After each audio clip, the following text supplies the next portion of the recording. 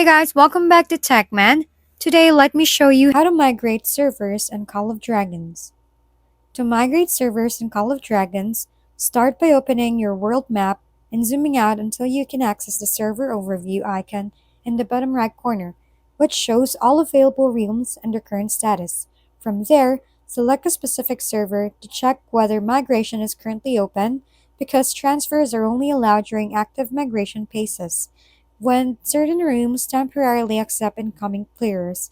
Once you're in the server list, you also see different categories such as current season servers, pre-war servers, and other regional groupings, and each one may have different entry conditions depending on progression and population limits.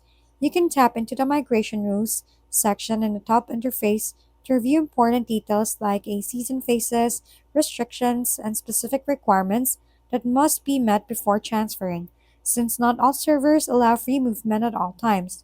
To actually migrate, you'll need migration permits, which are earned based on your account power and progression level. And higher power accounts usually require more permits, meaning planning your upgrade path is important before attempting a move. Once you meet all requirements and choose an eligible target server, you can confirm the transfer during an open migration window and complete the process, allowing your account in progress to move into the new realm as long as all conditions are satisfied.